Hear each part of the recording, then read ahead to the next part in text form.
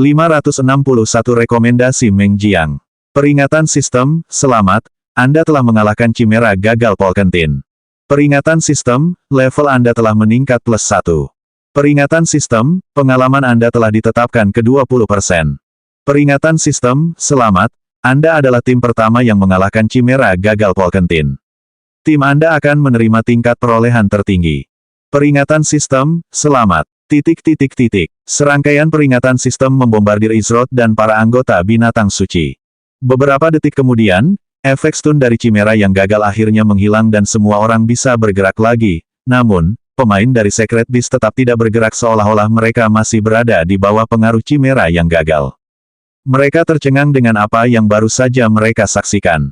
Dalam satu serangan, Izroth menghilangkan 1% HP terakhir Chimera yang gagal. Meskipun 1% mungkin tidak terlihat seperti kerusakan yang besar, perlu diingat bahwa Chimera yang gagal adalah bos dunia. Meskipun HP-nya termasuk rendah untuk ukuran bos dunia, satu pemain yang menghasilkan kerusakan sebesar itu dalam satu serangan sungguh tak terbayangkan. Namun, ketika anggota Secret Beast memeriksa catatan pertempuran, mereka hampir pingsan melihatnya. 300.000 kerusakan, dia menghasilkan lebih dari 300.000 kerusakan dengan satu skill. Tidak heran jika persentase terakhir HP Chimera gagal menurun drastis. Memang berguna, tapi, proses akumulasi biaya dan tumpukannya agak merepotkan. Yang digunakan Izroth untuk menghabisi Chimera yang gagal adalah skill yang ia peroleh setelah menghancurkan City Magic Grid milik Foster Chane dan menghabisi seluruh kota beserta penduduknya, Ruthless Slaughterer. Miasma yang dilepaskannya berasal dari salah satu dari dua efek skill tersebut, Unbridled Kill Count. Nama keterampilan, pembantai kejam. Tingkat keterampilan, maksimal. Peringkat keterampilan, unik. Persyaratan, melakukan tindakan pembantaian massal yang kejam. Biaya, 40% HP maksimal, pemeriksaan kemauan. Pasif, pengguna mendapatkan +1 tumpukan, slaughter, per pembunuhan, max, 1000. Jika perbedaan level antara pengguna dan target terlalu besar, pengguna memiliki peluang 0,01% hingga 25% untuk mendapatkan tumpukan Slaughterer. Aktif, pengguna menghabiskan semua tumpukan Slaughter untuk mengaktifkan Unbridled Kill Count, atau Endless Massacre. Unbridled Kill Count melepaskan racun pembunuh yang kuat yang menyelimuti targetnya, memberikan 5% pertumpukan Slaughter dari serangan pengguna sebagai kerusakan fisik dan magis campuran. Pembantaian tanpa akhir, cooldown, tidak ada. Catatan khusus, pembantai yang kejam hanya meninggalkan jejak kematian. Semakin sering Anda menggunakan keahlian ini, semakin sulit mengendalikannya. Pastikan Anda tidak tersesat di sepanjang jalan. Izroth meletakkan pedang badainya ke sarungnya saat dia menyadari beberapa tatapan terkunci padanya. Saya kira ini sudah pasti. Izroth bisa merasakan kewaspadaan yang dimiliki beberapa pemain binatang suci. Setelah melihat sendiri apa yang bisa ia lakukan, beberapa mungkin khawatir ia akan memanfaatkan kesempatan ini untuk menyerang mereka. Namun, Izroth tidak menghiraukannya dan hanya menggelengkan kepala dalam hati. Banyak dari mereka masih dalam mode bertarung setelah sekian lama melawan Chimera gagal. Saat ia bergabung dengan mereka, Izroth memperkirakan mereka telah bertarung melawan bos dunia setidaknya selama 1 jam. Mereka kelelahan dan terkuras mental, jadi wajar saja jika mereka gelisah. Tentu saja, jika Izroth menginginkan mereka mati, dia tidak akan menunggu hingga Chimera yang gagal dikalahkan untuk mewujudkannya. Hebat, Anda sungguh hebat, Tuan Juara Pertama. Harus saya akui, saya agak ragu dengan penilaian diri Anda, tetapi apa yang Anda katakan memang benar. Sepertinya saya benar-benar mendapatkan tawaran yang bagus kali ini, kata Meng Jiang dengan senyum ramah sambil menghampiri Izroth tanpa rasa khawatir. Melihat perilaku ketua guild mereka membuat anggota Secret Beast lainnya merasa lega. Beberapa bahkan jatuh ke tanah karena kelelahan. Bagian fisiknya bisa mereka tangani berjam-jam, tetapi menghadapi bos dunia di mana satu kesalahan saja sudah cukup untuk mengakhiri semua kerja keras mereka sungguh melelahkan secara mental. Kesepakatan ya kesepakatan. Barang pertama bisa kamu ambil. Ah, aku lihat ada material umum yang jatuh di suatu tempat di tumpukan rampasan, silakan ambil. Bahkan, ada rekomendasi pribadi dariku, kata Meng Jiang sambil tersenyum cerah. Suasana hening setelah Meng Jiang selesai berbicara. Namun, keheningan itu tidak berlangsung lama. Puff, One Shot Brick berusaha menahan tawanya, tetapi gagal total. Ahahaha, Ketua Serikat, kau keterlaluan. Hahaha, One Shot Brick tertawa terbahak-bahak. Tak lama kemudian, anggota Secret Beast lainnya menyusul. Hehehe, Ketua, kau benar-benar benci kehilangan keuntungan, iya. Komentar Bansi sambil terkekeh. Itulah pemimpin serikat kami yang tak tahu malu. Ahahaha. Bagaimana dia bisa mengatakannya di hadapannya sambil tersenyum. Bewahahaha. Rekomendasi pribadi apa? Hei, Tuan juara pertama, jangan biarkan ketua serikat kami menipumu. Hahaha. Ya, Tuan juara pertama. Kamu pantas mendapatkannya. Tuan juara pertama, medan perang yang tadinya dipenuhi suasana tegang kini telah berubah menjadi ladang tawa. Terlebih lagi, semua orang tampaknya telah mengadopsi nama panggilan Meng Jiang untuk Izrod dan mulai memanggilnya Tuan juara pertama. Di permukaan, dia tampak ceroboh, tapi setiap langkah yang dia ambil sejak pertemuan kita selalu penuh perhitungan. Menarik. Meng Jiang pasti merasakan suasana tegang dan segera bertindak untuk menghilangkannya. Kesepakatan yang dibuatnya dengannya sebelumnya juga tampak seperti sesuatu yang terjadi spontan, tetapi Izrod tahu bahwa itu adalah sesuatu yang dipikirkan dengan matang. Dalam waktu singkat mengenal Izrod, Meng Jiang telah menjalin hubungan jangka panjang dengan istana alam mistisnya dengan memanfaatkan sumber daya Rosentarus sebagai alat tawar-menawar. Ia menjanjikan bantuan dari binatang suci miliknya, yang secara efektif membangun gerbang untuk interaksi di masa mendatang. Ia juga melihat sekilas kekuatan dan pemahaman yang baik tentang temperamennya. Belum lagi analisis lengkap tentang binatang serigalanya, Acoguan, yang masih belum diketahui Izrod. Mampu mencapai begitu banyak hal dalam waktu sesingkat itu, Meng Jiang ini mungkin salah satu pemimpin guild paling menakutkan dari 10 guild teratas. Hal itu juga menjelaskan mengapa tidak ada guild teratas lainnya yang mencoba memaksa masuk ke Rosentarus setelah binatang suci telah terbentuk. Kalau begitu, aku akan mempertimbangkan rekomendasimu, jawab Izrod sambil tersenyum riang sambil berjalan menuju barang jarahan itu dan memeriksanya. Kerajaan yang diperoleh bos dunia benar-benar berada pada level yang berbeda jika dibandingkan dengan apa yang bisa Anda temukan di ruang bawah tanah. Ada lusinan item dan material langka yang dijatuhkan oleh Chimera yang gagal. Bahkan material peringkat kuno dan beberapa perlengkapan berkualitas epik pun muncul. Meskipun ini sudah bisa ditebak karena ini adalah pembunuhan pertama Chimera yang gagal. Hal pertama yang menonjol adalah material ancient. Meski begitu, sayangnya tidak ada perlengkapan epik yang cocok untukku. Ada kalung yang menarik di antara barang-barang langka itu, tapi tidak akan banyak membantuku. Izrod mempertimbangkan barang apa yang akan diambil dari tumpukan jarahan, dan setelah memikirkannya beberapa saat, dia sampai pada keputusan. Kita pilih yang ini saja. Izrod mengambil sebuah barang dan menaruhnya ke dalam inventarisnya saat dia berjalan menjauh dari tumpukan barang rampasan. Pilihan yang menarik. Aku yakin kamu akan memilih material kuno atau salah satu perlengkapan epik, komentar Meng Jiang. Mata melihat sebagaimana pikiran berdusta, tahukah kau pepatah ini? Tanya Izrod. Ia menyipitkan mata seolah menyadari sesuatu yang tidak biasa. Meng Jiang menggelengkan kepala dan berkata, aku belum pernah mendengarnya. Tapi, kalau boleh menebak, kurasa itu ada hubungannya dengan tidak mempercayai semua yang kau lihat. Meskipun harus kuakui, aku tak tahu alasanmu mengangkat topik ini. Kamu setengah benar, jawab Izrod. Oh, kalau begitu, bisakah kau jelaskan padaku apa yang kurang dari diriku? Tanya Meng Jiang. Hanya saja sepertinya kalian punya beberapa musuh, Ketua Serikat Meng Jiang. Kalian semua harus bersiap membela diri, kata Izrod. Apa yang kau tepat saat Meng Jiang hendak berbicara, sesuatu terjadi. Huo, tiba-tiba, Acoguan melolong saat hujan anak panah melesat ke langit dari segala arah di area hutan. Wus, wus, wus. Anak panah itu melengkung saat jatuh dari udara, mengarah langsung ke anggota pasukan penyerang yang tersisa. Itu penyergapan. 562 musuh sering bertemu di jalan sempit. Acoguan, penghalang kembar. Meng Jiang memberi perintah saat hujan anak panah menghujani mereka. Huo, Acoguan melolong nyaring saat sebuah bola energi biru transparan muncul dari mulutnya. Lalu, tepat saat anak panah hendak mengenai kelompok itu, bola energi itu mengembang dengan cepat dan membentuk struktur seperti kubah dengan diameter sekitar 20 meter. Kling, kling, kling. Anak panah itu menancap di penghalang seolah kubah itu terbuat dari karet elastis. Pada saat yang sama, penghalang itu berubah menjadi merah sebelum melontarkan serangan kembali ke arah asalnya. Setelah anak panah itu ditepis, penghalang itu kembali ke warna birunya. Wus, wus, Puluhan anak panah melesat menuju kawasan hutan, memaksa mereka yang bersembunyi menampakkan diri guna menghindari serangan balik. Ini pasti skill yang akan dia gunakan saat itu. Untuk mengeksekusi begitu banyak skill berperingkat tinggi, potensi pertumbuhan dan peringkat seperti apa yang dimiliki pemanggilannya.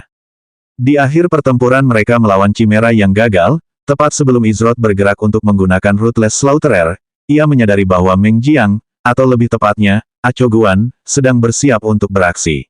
Posisi serigala raksasa itu saat ini mirip dengan saat itu, jadi ada kemungkinan besar ia akan menggunakan penghalang ini untuk melindungi regu penyerang. Siapa yang berani menyerang binatang suci kita? One Shot Break meraung saat dia melompat berdiri, siap bertempur. Mereka pengecut. Menunggu sampai kita lemah untuk menyerang justru menunjukkan mereka takut pada kita. Ejek Banshee.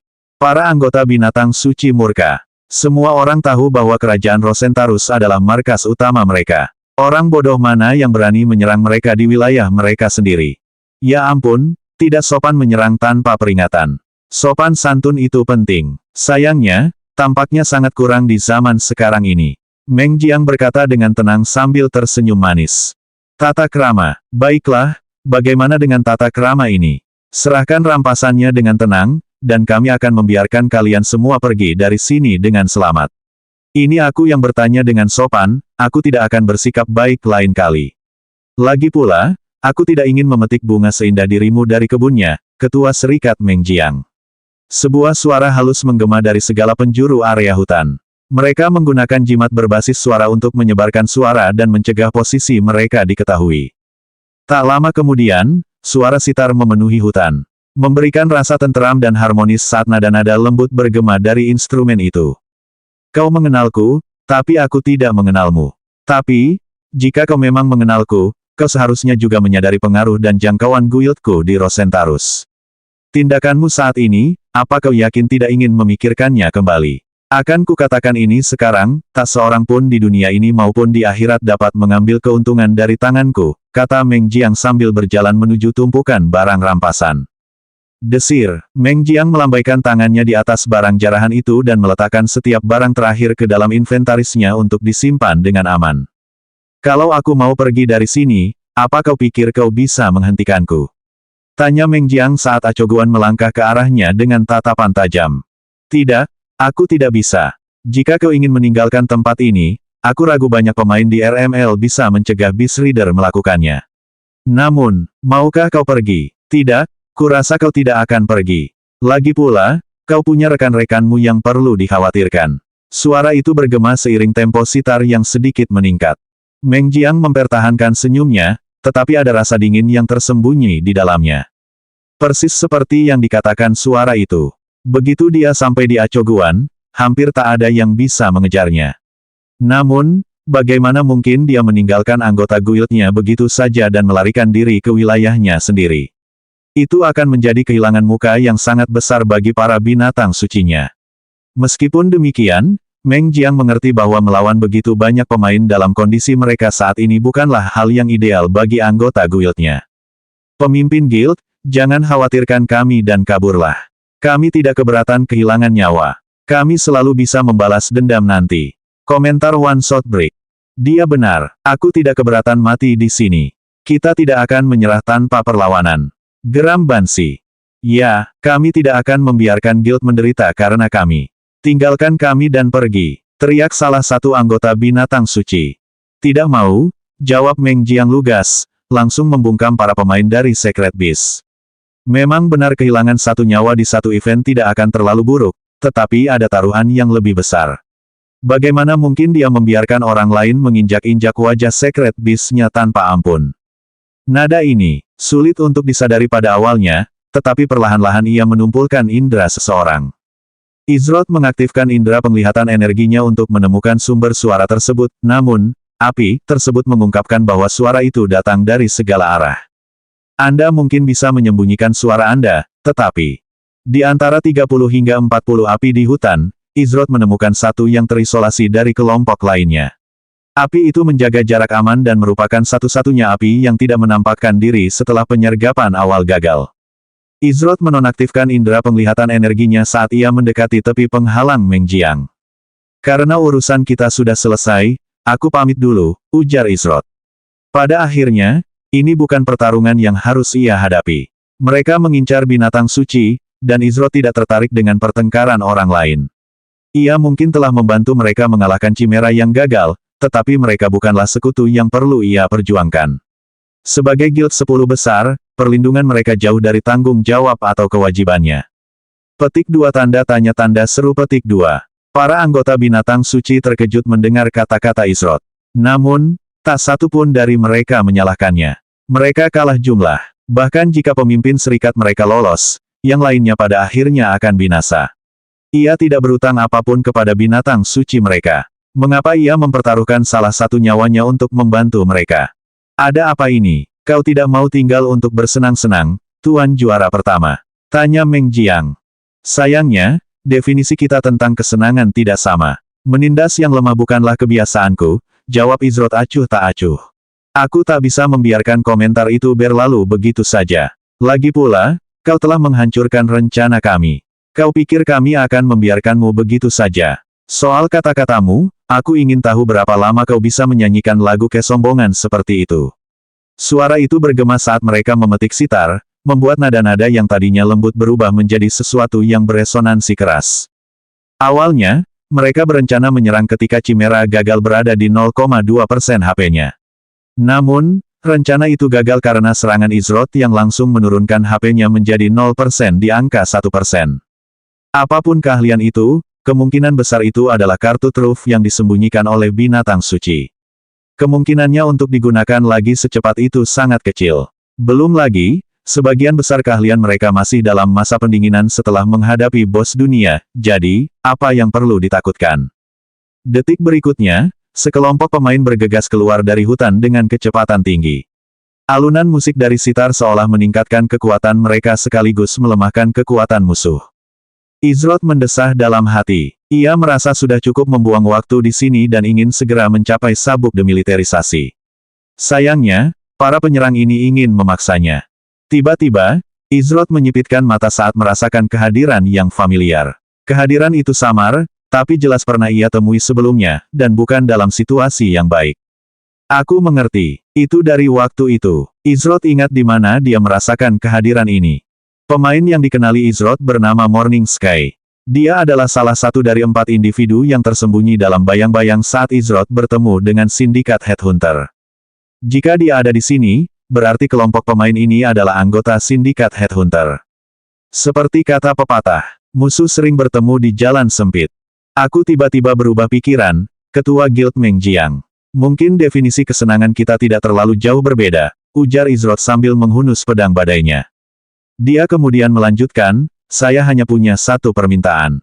Sebutkan saja, kata Meng Jiang. Ia ragu Izrod benar-benar berubah pikiran. Ada sesuatu yang tidak disebutkannya, tetapi ia tidak akan memaksakan topik itu. Tidak ada yang boleh ikut campur. Seluruh hidup mereka, hanya milikku, kata Izrod sambil melangkah keluar dari penghalang pelindung Meng Jiang. 563 dari banyak menjadi satu dan segera tidak ada. Mereka dari Secret Beast terkejut dengan permintaan aneh Izrod. Dia ingin menghadapi 30 hingga 40 pemain sendirian. Jika itu pemain biasa, itu bukan masalah besar. Namun, para pemain ini tahu bahwa Secret Beast adalah salah satu dari 10 guild teratas. Belum lagi, mereka baru saja mengalahkan bos dunia, ini saja sudah cukup untuk membuat sebagian besar pemain takut. Entah mereka memang sangat bodoh, atau tingkat keahlian mereka secara keseluruhan di atas pemain biasa. Sekalipun Izrod terampil, para anggota binatang suci telah melihatnya menggunakan setidaknya 3 hingga 4 jurus tingkat tinggi. Sebagai seorang ahli tempur, mereka mengerti betapa sulitnya mempelajari satu jurus tingkat tinggi, apalagi 3 atau 4. Bagi mereka, itu sudah merupakan keajaiban dan pencapaian besar. Itulah sebabnya mereka yakin Izrod telah mengerahkan seluruh jurus terkuatnya saat melawan Chimera gagal. Kalau begitu, bagaimana mungkin ia bisa melawan mereka sendirian? Apa yang harus kita lakukan? Kita tidak bisa membiarkannya bertarung sendirian di luar sana sementara kita duduk di sini menunggu ajal kita. Bansi mengerutkan kening sambil menatap Meng Jiang. Kalian mengkhawatirkan hal yang salah. Tuan Juara Utama bisa mengurus kesehatannya sendiri. Untuk saat ini, kalian semua harus fokus pada pemulihan, kata Meng Jiang sambil menepuk pelan puncak kepala Acho Guan. Semua orang terkejut dengan jawaban Meng Jiang. Namun, mereka tahu pemimpin serikat mereka tidak akan membuat asumsi yang tidak berdasar. Mengingat kepribadiannya, para pemain binatang suci mengerti bahwa Meng Jiang pasti tahu sesuatu yang tidak mereka ketahui. Mengenai apa itu, mereka tidak tahu. Aku tidak tahu kelompok ini berasal dari serikat atau organisasi mana, namun, aku merasa dia punya sejarah dengan para penyerang kita. Bagaimanapun, mereka membuat satu kesalahan krusial hari ini. Mereka telah menjadikan binatang suciku musuhku, kata Meng Jiang dengan senyum dingin di wajahnya. Pada saat yang sama, para pemain dari sindikat pemburu kepala semakin dekat dengan Izrod dan penghalang. Para pemain jarak dekat menyerbu lebih dulu dan memimpin serangan frontal bersama-sama. Ketika mereka melihat Izrod melangkah keluar dari penghalang sendirian, mereka mengejek dan menggelengkan kepala atas kebodohannya. Apa yang dia rencanakan sendiri terhadap kita semua? Dasar orang bodoh yang ingin cepat mati, ejek salah satu anggota sindikat pemburu kepala. Mari kita lihat siapa yang bisa merebut kepalanya lebih dulu. Baguslah, tapi bagaimana kalau kita buat lebih menarik? Ayo kita semua kumpulkan 2 koin emas, dan siapapun yang bunuh diri boleh menyimpan semuanya untuk diri mereka sendiri. Aku ikut, karena kita beranggotakan 36 orang, pemenangnya akan membawa pulang 72 koin emas. Itu setara dengan gaji kita selama hampir 5 bulan. Aku juga ikut. Saya juga. Jelas sekali bahwa para pemain dari sindikat pemburu kepala tidak menganggap Izrod atau para pemain dari binatang suci sebagai ancaman. Kalaupun mereka beruntung dan berhasil membunuh beberapa dari mereka, ya sudahlah. Mereka kalah jumlah 4-1. Ditambah lagi, skill tingkat tinggi mereka sedang dalam masa pendinginan, apa yang perlu mereka takutkan. Izrod maju beberapa langkah dan menggambar garis di tanah dengan ujung pedangnya. Tidak seorang pun diizinkan melewati batas ini, kata Izrod dengan acuh tak acuh. Hahaha, para anggota sindikat pemburu kepala tertawa terbahak-bahak. Apakah orang ini gila atau apa? Kukira dia mungkin punya rencana tersembunyi, tapi dia cuma bisa ngasih ancaman kosong. Kasihan sekali. Aku pergi duluan, anak-anak. Lihat aku melewati barisannya dan memisahkan kepalanya dari tubuhnya. Kata salah satu kelas rock dari sindikat pemburu kepala sambil mengaktifkan skill gerakan dan dengan cepat berlari mendahului rekan-rekan guildnya.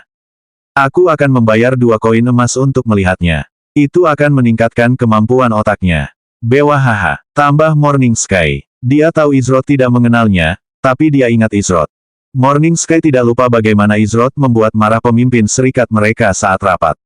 Saat itu, pemimpin serikat mereka membiarkannya pergi dengan selamat, tetapi amarahnya masih terlihat jelas. Aku satu-satunya di sini yang tahu identitas aslinya. Asal tidak ada yang menyelidikinya lebih teliti, kalau kita membunuhnya sekarang, dan aku diam-diam mengaku bertanggung jawab atas kematiannya nanti, ketua serikat pasti akan menunjukkan rasa terima kasihnya dan memberiku hadiah. Dia bahkan mungkin akan mempromosikanku menjadi salah satu Bein. Batin Langit Pagi. Rock sindikat pemburu kepala, Light Blitz, mengeluarkan belati dari sarungnya saat mendekati lokasi Izrod. Tiba-tiba, Light Blitz kedua muncul, lalu yang ketiga. Mari kita lihat berapa lama kau bisa mempertahankan gertakan aroganmu itu. Light Blitz dan salinannya berbicara serempak. Namun, tepat saat Light Blitz dan salinannya hendak melangkahi garis yang digambar Izrod di bumi, seberkas cahaya ungu melintas melewati mereka. Puff. Segera setelah munculnya cahaya ungu, salinan Light Blitz meledak menjadi awan asap, meninggalkan Light Blitz yang asli berdiri tak bergerak. Apa yang dilakukan si bodoh itu main-main? Kenapa dia berhenti begitu saja? Morning Sky mengerutkan kening ketika melihat Light Blitz tiba-tiba berhenti bergerak. Entah dari mana, Light Blitz, yang beberapa detik lalu masih hidup dan sehat, mulai berubah menjadi partikel yang melayang ke langit. Mati. Dia sudah mati. Hal ini membuat para anggota sindikat pemburu kepala tercengang dan menjadi lebih waspada. Kecepatan serangan mereka menurun drastis. Mereka tidak melihat sesuatu yang aneh atau janggal. Hanya ada kilatan cahaya ungu di satu saat, lalu pemain mati di saat berikutnya. Trik macam apa yang dia gunakan untuk mengalahkan Light Blitz secepat itu? Itulah pertanyaan yang ada di benak mereka semua. Bahkan para pemain dari Secret Beast pun bingung. Setelah semua itu, dia masih punya skill yang cukup kuat untuk menghabisi seseorang dalam satu serangan. Sejak kapan Master Tempur begitu mendominasi? Seperti yang kukatakan, tak seorang pun diizinkan melewati batas ini. Sosok Izrod tiba-tiba mulai menghilang. Bersamaan dengan itu, dua sambaran petir ungu menyambar dari langit dan melapisi pedang badai miliknya dengan elemen petir. Izrod melangkah maju, namun, itu hanya dari sudut pandang luar. Nyatanya, dalam waktu kurang dari seperempat tarikan napas, Izrod telah tiba di tengah-tengah kelompok sindikat pemburu kepala. Apa? Salah satu pemain sindikat Headhunter terkejut melihat siluet yang tiba-tiba muncul. Awalnya, ia mengira itu hantu dan ketakutan. Namun, saat ia menyadari apa yang terjadi, seluruh dunia di sekitarnya telah berubah menjadi abu-abu. Begitu saja, ia lenyap. Namun, kematiannya hanyalah awal. Krurkle. Ah, dari mana datangnya petir ini? Dia di sini. Dia digah. Setelah pemain pertama di kerumunan tewas, sambaran petir ungu melesat keluar dari tubuhnya dan menyambar target terdekat. Sambaran petir ini begitu dahsyat karena terus-menerus mengulangi proses ini, menciptakan kekacauan di sindikat Headhunter.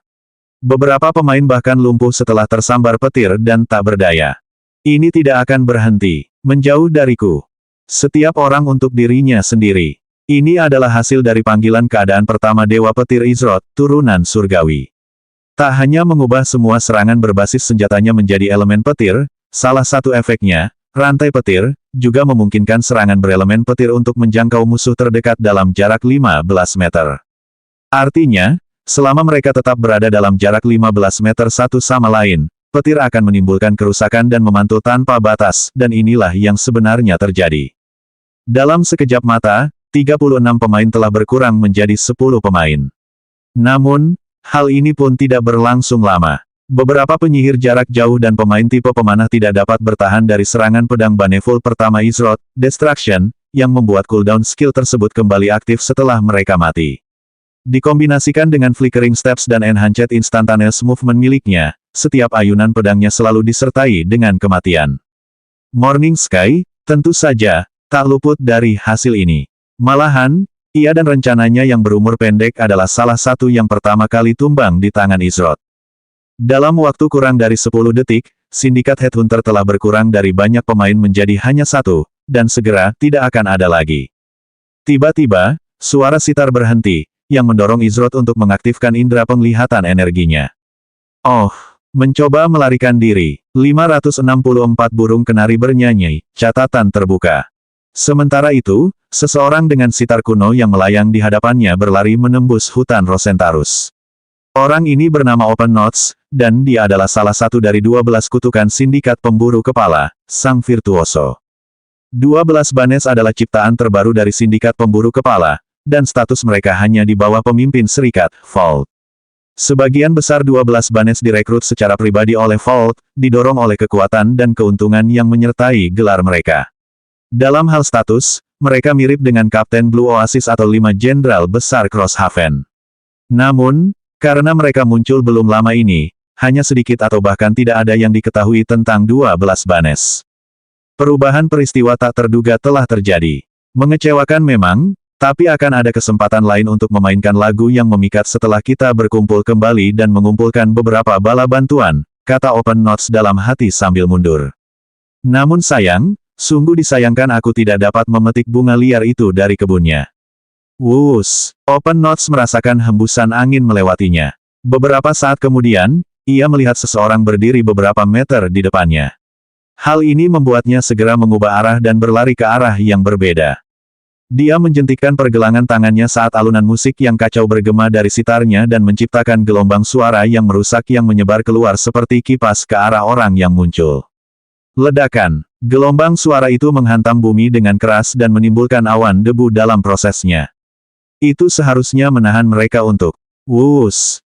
Open Notes menghentikan langkah dan kata-katanya secara bersamaan saat ujung bilah baja dingin menekan tenggorokannya. Jika dia maju selangkah lagi, pedang itu pasti akan menembus lehernya dengan mudah. Open Notes bertanya, kenapa kamu berhenti? Aku akan katakan ini sekarang. Aku hanya tertarik pada pria yang bisa bernyanyi dengan baik. Siluet yang berkedip-kedip itu berhenti saat gambaran jelas Izrod terbentuk dengan pedangnya di tenggorokan Open Notes.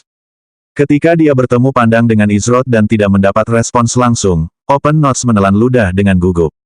Aku kelas pendukung. Aku tak punya kekuatan untuk melawan dan tak mengancammu karena tak ada yang mengagumi melodiku.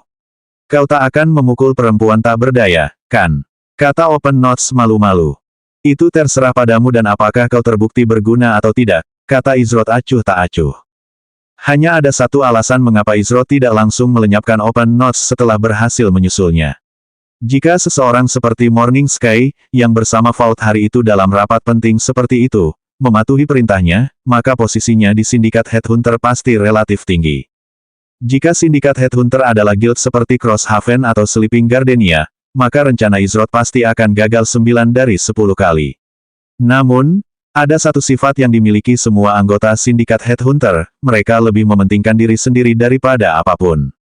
Berguna, apa? Kamu mau bikin kesepakatan? Kalau iya, aku selalu siap mendengarkan, tampan, jawab Open Notes. Ia lalu melanjutkan, tapi, pertama-tama, kalau kau tak keberatan. Bagaimana kalau kau cabut pedangmu itu dari leherku? Aku gadis yang cukup rendah hati, jadi setidaknya ajak aku makan malam dulu. Kau yang traktir, tentu saja. Tidak tertarik, kata Izrod, lalu menurunkan pedang badai dari lehernya dan memasukkannya ke dalam sarungnya. Mengecewakan sekali. Padahal kurasa bunga liar yang indah dengan anak anjing kecil di sampingnya lebih cocok dengan seleraku. Open Notes menyeringai. Aku tidak tertarik dengan seleramu. Aku yakin dia juga akan merasakan hal yang sama. Baiklah, cukup mainnya. Akan kubuat ini mudah untukmu, kata Izrod sambil membuka inventarisnya. Beberapa saat kemudian, dia mengeluarkan sebuah kantong yang berisi banyak koin emas. Ada 50 koin emas di kantong ini. Asal kau mau memberitahuku apa yang ingin ku ketahui, aku tidak hanya akan mengampuni nyawamu, tapi koin emas ini juga akan menjadi milikmu, ujar Izrod sambil menjatuhkan kantong koin itu ke tanah di dekat kakinya. Mata Open Notes berbinar saat dia melihat kantung koin emas, namun, dia merasakan hawa dingin tiba-tiba menjalar di tulang punggungnya yang membuatnya menggigil saat tatapan Open Notes tertarik ke Izrod. Namun, jika kau memberiku kebohongan, satu kematian akan menjadi hal terkecil yang kau khawatirkan, kata Izrod dengan nada dingin. Ia menggunakan tekanan jiwa untuk mengguncang catatan terbuka, tetapi memastikan untuk membatasi jumlah esensi yang ia gunakan. Tak butuh waktu lama bagi Izrod untuk memahami Open Notes dengan baik, dari percakapan singkat mereka yang diiringi perilakunya yang eksentrik. Ia memang aktor yang handal, tetapi Izrod bisa melihat dengan jelas di balik topeng ketakutannya. Open Notes tidak takut binasa di tangannya karena dia memiliki banyak nyawa yang tersisa, oleh karena itu, Izrod tahu dia harus menggunakan pendekatan yang berbeda dengan seseorang seperti dia. Baiklah, kau sudah menyampaikan maksudmu, tampan. Tanyakan saja, burung kenari kecil ini bersedia bernyanyi untukmu. Karena bukan aku. Apa yang membuatmu penasaran? Tanya Open Notes. Minerva, kurasa kau kenal nama ini. Tanya Izrod. Boneka kecil apatis yang selalu ada di sisi ketua guild itu. Maaf, tapi itu mawar berduri yang bahkan aku sendiri tak mau sentuh. Kau bisa pilih topik lain, kan, tampan. Open Notes cemberut. Izrod tetap tidak tergerak dan menjawab dengan diamnya, menyebabkan Open Notes menghela napas panjang tak berdaya. Baiklah, baiklah, aku mengerti. Aku tidak tahu kenapa kau tertarik padanya, tapi kalau aku jadi kau, aku akan membiarkannya saja. Meskipun aku punya firasat aneh kau tidak akan mengindahkan peringatanku. Open Notes mengangkat bahu. Ia lalu melanjutkan, Bane kedua, Sang Dalang, Minerva. Ahli strategi rahasia, iya, kurasa sudah tidak terlalu rahasia lagi, dari sindikat pemburu kepala. Aku tidak tahu banyak tentangnya, hanya saja dia sangat setia kepada ketua serikat. Suatu hari, dia muncul bersama ketua serikat, dan di hari-hari berikutnya, sindikat pemburu kepala berubah dari kelompok liar menjadi organisasi yang mapan. Hanya itu yang ku tahu, oke. Itu bertambah. Di awal RML, sindikat Headhunter hanyalah sekelompok pemain yang terpisah dan menggunakan beragam taktik licik untuk bertahan hidup. Namun, beberapa saat sebelum acara pelindung Amaharpe dimulai, sesuatu berubah. Mereka menjadi lebih terorganisir. Tindakan mereka bergeser dari agresi yang tak terkendali menjadi kekerasan yang terencana dan bertujuan. Kemungkinan besar, ini terjadi sekitar waktu yang sama ketika Minerva bergabung dengan sindikat Headhunter. Ketika Izrod menerima koordinat dari Mariposa, sekilas ia bisa tahu bahwa itu adalah hasil karya Minerva. Tapi, Minerva bukan orang bodoh.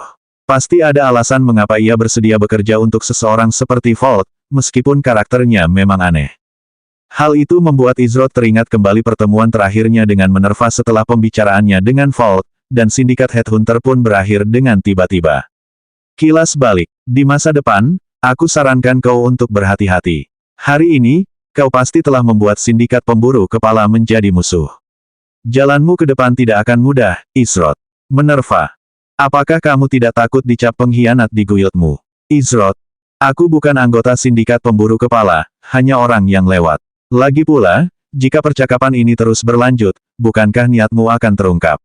Aku tidak yakin dendam apa yang kau pendam terhadap ketua serikat sindikat pemburu kepala, namun, langkah yang kurang tepat sekarang hanya akan membuat langkah penting berikutnya menjadi tidak efektif. Minerva, kilas balik, kenapa harus memperingatkannya? Kenapa harus bersusah payah menyebutkan bahwa dia bukan anggota sindikat Headhunter? Kenapa memberinya nasihat yang justru akan merugikan serikat tempatnya bekerja? Minerva juga telah menyimpulkan identitasnya sebagai Kaisar Pil, namun ia merahasiakannya dari Vault. Apakah ini semacam permainan baginya? Atau, apakah ia mengisyaratkan sesuatu yang lebih? Izrod ingin jawaban. Jika Anda ingin melihat satu koin emas saja, saya khawatir Anda harus menggali lebih dalam lagi, ujar Izrod. Open Notes meletakkan jarinya di bibirnya saat dia mencoba memikirkan sesuatu, apapun yang bisa mengamankan pembayarannya. Aku ingat satu hal lagi. Tapi, tidak banyak. Suatu kali, dia melakukan sesuatu yang membuat ketua serikat marah, dan ketika ketua serikat mengancamnya, dia tampak marah. Sulit untuk mengatakannya, tapi dia jelas menunjukkan emosi sesaat, boneka kecil yang apatis itu. Aneh, kan? Kata Open Notes. Apakah kamu tahu apa yang mereka bicarakan? Tanya Izrod. Bukan detailnya. Aku berusaha untuk tidak menguping pembicaraan orang lain, jadi aku tidak terlalu memperhatikannya. Tapi, aku mendengar sesuatu tentang panti asuhan. Siapa tahu, mungkin mereka ingin mengadopsi anak bersama, canda Open Notes. Izrod tampak berpikir setelah mendengar kata-kata Open Notes. Tak butuh waktu lama baginya untuk mulai menyusun semuanya. Jadi, begitulah. Itulah sebabnya dia mengucapkan kata-kata itu kepadaku waktu itu. Bukan aku yang dia maksud, melainkan dirinya sendiri. Sebuah pesan di dalam pesan. Gerakan yang tidak memadai kini hanya akan membuat gerakan penting berikutnya menjadi tidak efektif. Menarik, gumam Izrod dalam hati, senyum riang muncul di wajahnya. Ambil koinnya dan pergi. Kalau kita bertemu lagi, kau tak akan menikmati hasilnya, Izrod memperingatkan sambil menghilang dari pandangan menggunakan Enhanced Instantaneous Movement untuk kembali ke arah para anggota Secret Beast. Wah, senang juga ngobrol sama kamu. Ganteng, bisik Open Notes dalam hati sambil mengambil kantong koin dan memasukkannya ke dalam inventaris. Lalu, tanpa menunda, ia pun pergi dari area itu. 565 tujuan yang selaras. Izrod bergabung kembali dengan para pemain dari Secret Beast. Saat ia kembali, penghalang yang dipasang Meng Jiang telah hilang, dan kelompok itu tampak lebih sehat setelah sedikit pulih. Namun, berpindah dari satu situasi berisiko tinggi ke situasi berisiko tinggi lainnya membuat mereka waspada. Meski begitu, para anggota Secret Beast tak bisa melupakan apa yang mereka saksikan beberapa saat lalu. Mengatakan mereka meremehkan Izrod adalah pernyataan yang meremehkan. Mereka takjub melihat bagaimana ia berhasil melewati penyergapan hampir 40 pemain sendirian. Meskipun para pemain itu tidak sekuat para elit dari guild-guild papan atas, itu tetap prestasi yang mengesankan. Lagi pula, mengingat betapa kuatnya mereka bertahan hidup di bagian hutan Rosentarus ini, pastilah mereka memiliki kemampuan yang mumpuni. Seharusnya aku tidak mendengarkan teman-temanku saat itu dan memilih prajurit daripada kelas Master Tempur. Kalau aku tahu Master Tempur bisa sekuat ini, aku tidak akan ragu saat itu. Salah satu pemain Secret Beast mendesah. Apa yang kau bicarakan? Master Tempur tidak semudah itu. Siapapun bisa menjadi salah satunya, tapi hanya sedikit yang bisa mencapai tingkat kegunaan. Ada alasan mengapa kelas ini dianggap sampah meskipun di atas kertas merupakan kelas terkuat, jelas One Shot Brick. Ia kemudian melanjutkan, kebanyakan pemain menganggap Combat Master lemah karena guild-guild papan atas melabelinya sebagai kelas sampah. Namun, mereka salah paham dengan alasan kami melakukannya. Kelas ini dikenal sebagai kelas sampah karena kurva belajarnya yang luar biasa. Siapapun bisa menjadi penyihir, prajurit, atau kelas apapun dan sebagian besar berhasil dengan panduan sistem. Namun, Combat Master tidak mendapatkan belas kasihan seperti itu dari sistem. Setiap keuntungan harus diraih dengan usaha mereka sendiri. Oleh karena itu, meskipun mereka tidak memiliki teori, Combat Master terlalu tidak konsisten dan tidak terduga. Ditambah lagi dengan tidak adanya pohon keterampilan untuk dipelajari, Anda akan mendapatkan kelas yang bahkan guild-guild papan atas pun tidak mau terlibat. Dia benar, menjadi master tempur tidak semudah yang dibayangkan. Aku punya beberapa teman yang memilihnya.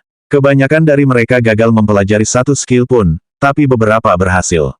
Namun, skill tertingginya adalah skill peringkat C, yang mereka pelajari selama hampir seminggu di dalam game. Kenapa repot-repot kalau bisa memilih kelas dengan pohon skill yang stabil? Komentar Bansi. Seminggu hanya untuk satu skill peringkat C. Seru pemain binatang suci itu. Setelah mendengar itu, ia tidak lagi menyesal tidak memilih kelas master tempur. Jika ia melakukannya, mustahil ia bisa mencapai status anggota inti binatang suci. Namun saat itulah ia tersadar. Jika teman Bansi membutuhkan waktu seminggu untuk mempelajari satu keterampilan peringkat C, berapa banyak waktu yang dihabiskan tuan juara pertama untuk mempelajari begitu banyak keterampilan peringkat tinggi? Akan tetapi, bagaimana reaksi para anggota Secret Beast jika mereka mengetahui bahwa sebagian besar keterampilan yang diperlihatkan Izroth bukanlah keterampilan ciptaannya sendiri, melainkan keterampilan yang diperolehnya dari buku keterampilan. Sepanjang pertarungan melawan Chimera yang gagal dan bahkan dalam pertarungannya melawan pemain dari sindikat pemburu kepala, Izroth belum mengeluarkan bahkan 5% dari keterampilan yang ia ciptakan. Aku tidak menganggapmu tipe penyanyang, tuan juara pertama, kata Meng Jiang sambil menghampiri Izroth sendirian sekembalinya. Pemanggilan yang mengesankan, sebuah keterampilan, seru Izroth sambil melirik Acho Guan, yang sedang beristirahat di tanah dekat anggota binatang suci lainnya. Tidak ada yang istimewa, hanya indera penciuman dasar, jawab Meng Jiang sambil tersenyum. Apapun yang sebelumnya menutupi aroma para pemain sindikat Headhunter memungkinkan mereka mendekat tanpa disadari oleh Acho Guan. Namun, efeknya telah lama memudar. Oleh karena itu, Meng Jiang menyadari bahwa Izroth membiarkan orang terakhir dari penyerang mereka hidup berkat indera penciuman Acho Guan yang hebat. Aku tidak tahu kenapa kau memilih membiarkan mereka lolos, tapi aku yakin ada alasan di balik tindakanmu. Lagi pula, kukira kau tahu identitas para penyerang kita, kan? Kau bahkan sepertinya punya semacam riwayat pribadi dengan mereka. Meng Jiang bertanya, tatapannya berkilat tajam. Ini belum berakhir. Siapapun pemainnya, Meng Jiang ingin memastikan mereka tahu harga yang harus dibayar untuk menyerang dan mengancam binatang suci miliknya. Bisa dibilang kita punya sedikit sejarah. Kalau aku jadi kamu, aku nggak akan buang-buang waktu mengejar mereka, karena aku sendiri yang berencana menyingkirkan sindikat Headhunter dari acara ini, ujar Izroth. Sindikat pemburu kepala, ya ampun, betapa beraninya mereka belakangan ini. Mereka selalu memancarkan aura arogansi dan kecerobohan. Tapi, mereka tahu siapa yang boleh dan tidak boleh mereka singgung. Setelah sedikit berhasil, mereka pasti menganggap binatang suciku sebagai sesuatu yang bisa mereka injak-injak tanpa konsekuensi. Katakan padaku, jika kau jadi aku, apa kau bisa diam saja? Tegas Meng Jiang. Senyum riang muncul di wajah Izroth saat ia menjawab, tidak, kurasa tidak. Apa rencanamu? Karena tujuan kita sama, kenapa tidak bekerja sama? Kalau kau sudah sejauh ini dari Amaharpe, kau pasti menuju sabuk demilitarisasi yang terletak di antara Rosentarus dan Tempest. Kau mungkin kuat, tapi sabuk demilitarisasi itu kacau dan tak terduga. Kendali wilayah terus bergeser, dan ada banyak NPC tingkat tinggi di kedua sisi. Aku bisa membantumu menghindari rintangan yang merepotkan ini, jelas Meng Jiang. Dia kemudian melanjutkan, sebagai balasannya, yang saya minta hanyalah kita bekerja sama, semacam aliansi, jika Anda mau. Izroth mempertimbangkan usulan Meng Jiang. Awalnya, ia berencana menghadapi sindikat pemburu kepala sendirian. Namun, setelah mendengar tentang kondisi sabuk demilitarisasi, Izroth yakin bahwa mungkin dengan bantuan tambahan, ia dapat mengatasi berbagai kesulitan yang mungkin terjadi. Belum lagi, Meng Jiang sepertinya bukan tipe orang yang tinggal diam dan menunggu orang lain bertindak untuknya. Terlepas dari apakah ia menerima undangannya atau tidak, Secret Beast akan bergerak melawan sindikat pemburu kepala. Kalau yang dia katakan benar, koordinat yang diberikan Empyrean dan Mariposa kepadaku bisa berubah kapan saja. Kalau itu terjadi, mencari markas mereka satu persatu akan terlalu memakan waktu. Pada akhirnya, Sleeping Gardenia bermarkas di Amaharpe, bukan Rosentarus seperti Secret Beast. Meskipun mereka memang memiliki anggota yang hadir di sabuk demilitarisasi, jumlah mereka tidak sebanding dengan jumlah pemain yang dimiliki Secret Beast. Memiliki sepasang mata dan telinga tambahan mungkin berguna. Aku harus memanfaatkannya sebaik-baiknya. Tidak mudah bagi seseorang untuk menjadi sekutuku, pemimpin Serikat Meng Jiang. Namun, karena tujuan kita kebetulan sama, tidak ada gunanya mengetuk pintu yang sama dua kali, kata Izroth. Meng Jiang mengangguk. Karena sudah beres, bagaimana kalau kita bertukar pendapat sambil menuju sabuk demilitarisasi? Kau dan aku punya cukup banyak rahasia, Tuan First Place.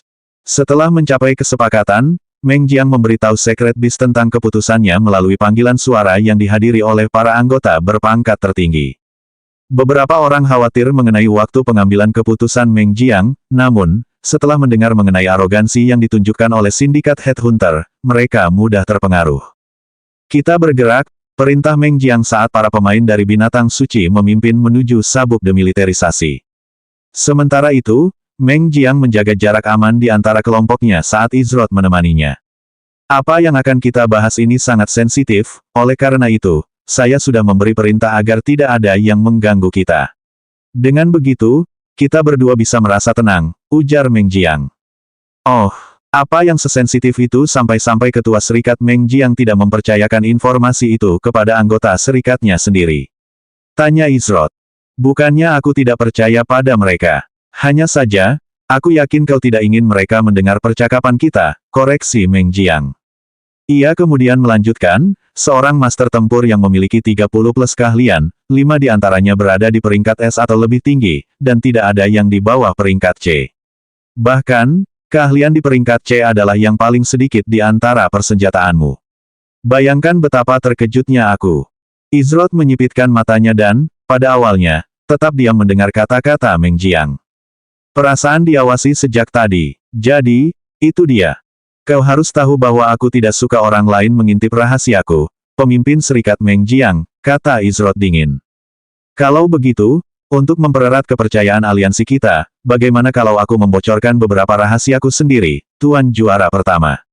Kata Meng Jiang sambil mengembangkan senyum menawan di bibirnya. 566 dia yang tidak pernah mengenal rasa takut, keadaan sabuk demilitarisasi. Apa yang sedang dia lakukan? Beberapa saat berlalu saat Izroth dan Meng Jiang melanjutkan percakapan mereka saat dalam perjalanan menuju sabuk demilitarisasi. Sekilas, Izroth tidak bisa menyalahkan Meng Jiang. Seperti yang dikatakannya, Meng Jiang membocorkan rahasianya sendiri kepada Izroth. Rahasia ini bahkan mencakup pengetahuan yang diimpikan oleh guild-guild papan atas, cara mendapatkan dan menunggangi tunggangan. Tentu saja, Meng Jiang juga mengungkapkan bagaimana ia menggunakan kemampuan analisis lengkap Achoguan untuk mengungkap kemampuan Izroth. Namun, terlepas dari keterbukaannya, ada sesuatu yang tidak biasa pada Meng Jiang yang menurut Izroth aneh. Seolah membaca pikiran Izroth, Meng Jiang berkata, apakah Anda merasa terganggu dengan saya, Tuan First Place? Jika ya, Anda bukanlah orang pertama yang merasa seperti ini. Mengganggu? Tidak. Kalau aku harus memilih kata, aku akan bilang gegabah, komentar Izroth. Gegabah. Meng Jiang terkikik dan menjawab, ya, kurasa begitulah menurutmu. Setelah jeda sejenak, ia melanjutkan, kamu tidak sepenuhnya salah. Kudengar membicarakan kehidupan nyata seseorang dalam game seringkali dianggap tabu. Namun, aku akan membuat pengecualian. Begini, aku terlahir dengan kondisi tertentu yang tidak memungkinkanku merasakan apa yang orang lain sebut rasa takut. Meng Jiang menjelaskan sambil tersenyum. Lahir tanpa rasa takut. Ada hal seperti itu di dunia ini. Jika ia berkata jujur, Izroth akhirnya mengerti mengapa Meng Jiang tampak begitu meresahkan dibandingkan orang-orang lain yang pernah ia temui di dunia ini. Pantas saja ia tidak menunjukkan reaksi yang nyata terhadap tekanan yang sering ia pancarkan untuk mengujinya selama perjalanan mereka. Namun, Izroth benar-benar terkejut. Di 7 alam, hiduplah suatu ras yang dibenci oleh surga. Mereka lahir ke dunia tanpa rasa takut dan tak pernah mengenalnya. Namun, rasa takut merupakan sifat yang unik bagi ras mereka. Selain ras tersebut, semua orang di 7 alam memiliki rasa takut, dan hukum dunia memastikan hal itu. Bahkan seseorang seperti Izroth, yang mencapai puncak dunia kultivasi, bukannya tanpa rasa takut. Ketakutan merupakan bagian penting dari pertumbuhan seseorang, terutama bagi seorang kultivator. Pada akhirnya, Ini tentang mengatasi ketakutan tersebut, mengubahnya menjadi kekuatan, dan mencapai kondisi di mana ketakutan tidak lagi menguasai diri, melainkan diri sendiri yang menguasai ketakutan tersebut. Ini adalah langkah krusial untuk memasuki ranah kultivasi tertentu di 7 alam. Oleh karena itu, bertemu dengan manusia yang belum pernah mengenal rasa takut merupakan hal baru bagi Izrod. Bukan berarti Izrod tidak pernah bertemu manusia tanpa rasa takut, namun, semua manusia yang ditemuinya telah dilatih untuk menekan atau mengatasi rasa takut mereka. Tak satu pun dari mereka terlahir seperti itu. Jika Meng Jiang benar-benar dilahirkan tanpa rasa takut, maka kau sungguh malang. Pemimpin Serikat Meng Jiang, terlahir dengan kutukan yang begitu hebat, kata Izrod sambil mendesah kecil. Mata Meng Jiang melebar setelah mendengar kata-kata Izrod saat dia menatapnya dengan ekspresi tidak percaya. Izrod mengalihkan pandangannya ke Meng Jiang. Meng Jiang tersadar. Tak lama kemudian, senyum cerah kembali menghiasi bibirnya. Aura di sekitarnya menjadi lebih ceria. Hanya saja, kaulah orang pertama yang menyebutnya kutukan. Banyak yang menganggapnya sebagai anugerah. Meng Jiang menyeringai. Ia kemudian melanjutkan, orang normal menyentuh api sekali dan merasakannya panas. Setelah itu, mereka tahu untuk tidak menyentuh api lagi, atau api itu akan membakar mereka. Sebaliknya, saya tidak takut pada api maupun rasa sakit yang menyertainya, seberapapun seringnya saya mengulurkan tangan. Akal sehat yang datang secara alami pada orang lain adalah sesuatu yang harus saya latih selama bertahun-tahun. Aku belum menceritakan ini ke banyak orang. Pastikan untuk merahasiakannya, iya. Meng Jiang mengedipkan mata pada Izrod dengan nada bercanda. Izrod masih ragu apakah Meng Jiang bisa dipercaya atau tidak. Setidaknya, kata-kata dan tindakannya terdengar tulus. Namun, seseorang yang tidak pernah mengalami rasa takut bisa berbahaya dalam banyak hal. Mengenai apakah Meng Jiang dapat dipercaya, hanya waktu yang dapat menjawabnya. Sepertinya sekarang kita berdua punya rahasia yang harus disimpan, jawab Izrod dengan tenang. Sekitar 1 jam kemudian. Jadi, ini adalah salah satu medan perang utama, sabuk demilitarisasi. Menggunakan Sky Steps, Izrod berdiri di udara di luar area hutan lebat Rosentarus. Di sana ia melihat hamparan tanah luas yang membelah perbatasan Rosentarus dan Tempest di kejauhan. Panjangnya lebih jauh dari yang bisa dilihat Izrod, dan dari atas, tanah itu tampak seperti sabuk. Izrod menggunakan indera penglihatan energinya pada jangkauan maksimalnya untuk memperoleh pemahaman yang baik tentang berbagai hal, namun, ada beberapa area yang diblokir oleh sihir yang kuat. Indera penglihatan energi saya tidak mampu menembus titik-titik tertentu. Titik-titik itu pasti titik vital kedua sisi. Sepertinya semuanya sama kacau seperti yang ia gambarkan. Izrod segera menonaktifkan indera penglihatan energinya dan turun dari langit. Setelah tiba di tepi luar sabuk demilitarisasi, Izrod dan Meng Jiang berpisah. Sepanjang perjalanan mereka, keduanya mendiskusikan berbagai topik, termasuk bahan-bahan pertama yang akan dibeli dari binatang suci oleh Istana Alam Mistik. Akan tetapi, sebelum Meng Jiang pergi, dia meminta Izrod untuk sementara waktu menunda serangannya terhadap sindikat pemburu kepala. Ia menjelaskan bahwa jika ia melancarkan serangannya sekarang, sindikat pemburu kepala akan berada dalam siaga penuh. Hal ini akan semakin mempersulit binatang suci untuk menjalankan tugas mereka dengan benar. Oleh karena itu, Izrod memutuskan untuk menahan diri, setidaknya, selama 2 hari ke depan. Saya setuju untuk menunggu beberapa hari sebelum bertindak, tetapi itu tidak berarti saya akan berdiam diri dan tidak melakukan apapun. Sabuk demilitarisasi berada pada skala yang berbeda dibandingkan dengan zona tidak resmi. Meskipun terletak di perbatasan Rosentarus dan Tempest, hampir setiap kerajaan memiliki seorang jenderal berpangkat tinggi. Para jenderal ini memimpin sebuah legiun, dan masing-masing dari mereka memiliki beberapa komandan yang kuat di bawah komando mereka. Menurut Meng Jiang, para jenderal sekutu terdiri dari individu-individu dari Amaharpe, Proximus, Rosentarus, dan Pezenium. Jika menyangkut pihak musuh dengan eksistensi yang setara dengan jenderal, mereka berasal dari Tempest, Malentansium, dan Pezenium. Bagaimana mungkin Pezenium bisa berada di kedua sisi sekaligus? Rupanya, penguasa agung kerajaan, orang dengan jabatan tertinggi di Pezenium, jatuh sakit tak lama setelah pertemuan dengan para adipati agung kerajaan. Tidak seorang pun di luar Pezenium mengetahui keseluruhan cerita, namun, sang penguasa agung telah tertidur lelap.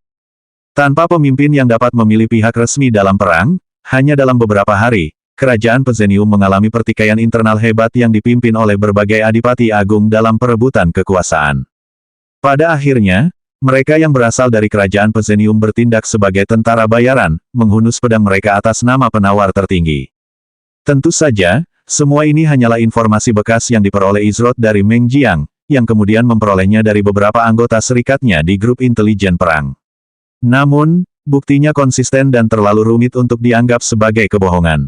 Beberapa saat kemudian, setelah memikirkannya, Izrod menentukan langkah selanjutnya. Karena saya sudah di sini, ada baiknya saya mengumpulkan beberapa poin kontribusi. Sabuk demilitarisasi berada di pusat aksi. Dengan kata lain, sabuk ini pasti memiliki beragam tujuan perang yang tersedia. Namun, Izrod memiliki dua keunggulan besar dibandingkan pemain lain di sabuk demilitarisasi. Pertama, pergerakannya tidak dibatasi karena statusnya sebagai anggota unit pendukung umum. Kedua, ia seorang kapten.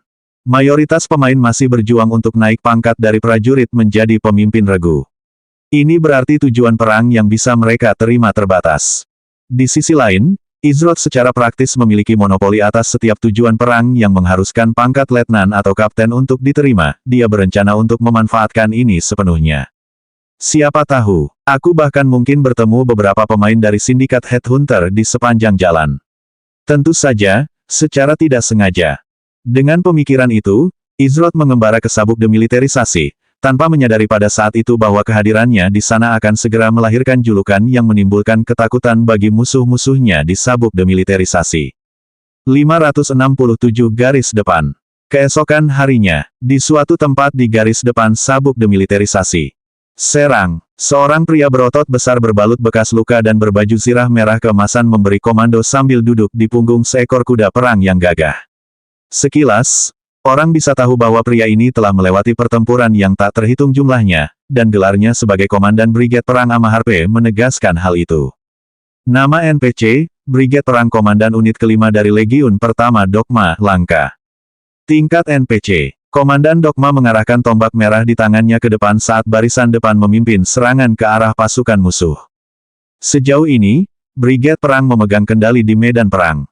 Mereka terus-menerus menguasai Tempest dan kolaborator mereka di sabuk demilitarisasi, memaksa mereka semakin dekat ke wilayah Tempest. Namun, setelah mengalami banyak pertempuran, Dogma merasa ada yang tidak beres tentang betapa mudahnya Brigade Perang dapat maju ke sabuk demilitarisasi. Aku tidak menyukainya. Aku sama sekali tidak menyukainya, gerutu Dogma. Kau terlalu khawatir, Dogma. Teruskan saja, dan kau akan mulai terdengar seperti komandan unit kedua Legiun kita. Tahun-tahun damai telah melemahkan kerajaan Tempest. Karena hari masih siang, para Skounai dari Malentansium terpaksa membatasi pergerakan mereka dan menghemat tenaga. Satu-satunya ancaman nyata adalah para prajurit Pezenium, tetapi bahkan mereka pun tak mampu melawan semua ini. Belum lagi, kehadiran mereka di medan perang selama ini tidak ada. Seorang pria berjubah dengan buku bersampul tebal kuno melayang di depannya berkomentar sambil melayang di udara di samping Dogma dengan kaki terlipat. Pria ini juga seorang komandan Brigade Perang Amaharpe yang disebut Enigma. Nama NPC, Brigade Perang Komandan Unit Ketiga Legiun Pertama Enigma, Langka. Tingkat NPC, terlalu berhati-hati itu buruk, tetapi terlalu sedikit bisa menyebabkan kematian yang cepat. Kau tahu ini lebih baik daripada siapapun, Enigma. Lagi pula, aku yakin kau sudah mendengar tentang apa yang terjadi di dekat zona tak berizin. Informasi seputar apa yang terjadi mungkin terbatas, tetapi jika Komandan Auri terpaksa menggunakan domainnya, musuh pasti bukan bahan tertawaan. Jika musuh sekuat itu bisa muncul di tempat terpencil seperti zona tak berizin, maka kita tidak boleh lengah sampai kita mengamankan setiap sudut sabuk demilitarisasi. Dogma berkata sambil dengan hati-hati menyapukan pandangannya ke medan perang. Kau tidak menyenangkan, jawab Enigma dengan kecewa. Perang tidak menyenangkan, tegas Dogma tanpa ragu. Seiring berjalannya waktu, Brigade Perang berhasil mengalahkan pasukan kerajaan Tempest. Pertempuran itu sepenuhnya berat sebelah. Itu bukan perang, melainkan pembantaian. Salah satu anggota Brigade Perang menunduk menatap kaki mereka saat merasakan mati rasa yang dingin. Namun, yang aneh bukanlah sensasi dingin yang menyelimutinya. Energi korup muncul dari tubuh prajurit Tempest yang baru saja gugur di tangan pasukan Brigade Perang. Energi ini meluncur di tanah menuju perbatasan Tempest, sementara tubuh prajurit Tempest dengan cepat membusuk dan berubah menjadi debu. Namun, ini bukan kejadian langka karena insiden serupa terjadi di mana-mana di medan perang. Tiba-tiba, ratusan atau bahkan ribuan pasukan Tempest yang gugur melepaskan energi korup yang serupa sebelum hancur menjadi abu. Fenomena ini bukan pertanda baik bagi Dogma karena ia segera memberi isyarat kepada pasukannya untuk mundur dan berkumpul kembali. Jangan mengejar, mundur, tetap dalam formasi dan bentuk kembali barisan depan, lalu tunggu perintahku. Perintah Dogma. Bukankah kau terlalu berhati-hati hari ini? Ini bisa jadi satu-satunya kesempatan kita untuk menguasai sabuk demilitarisasi selamanya tanpa banyak usaha, ujar Enigma. Kamu tidak menganggapnya aneh? Tanya Dogma. Energi itu, semudah apa semua ini? Tentu saja, pasti ada yang salah. Tapi, itu alasan yang lebih tepat untuk, saat Enigma berbicara, ia tiba-tiba diinterupsi oleh salah satu kapten di bawah komandonya. Nama NPC, Brigade Perang Divisi 7 Kapten Unit Ketiga Talon Elite. Tingkat NPC, 54. Lapor, sekelompok penyihir telah muncul di tepi perbatasan Tempest. Kami telah mencoba menembus pertahanan mereka, tetapi penghalang yang kuat menghalangi upaya kami. Energi korup juga tampaknya berkumpul di lokasi mereka. Seru Talon.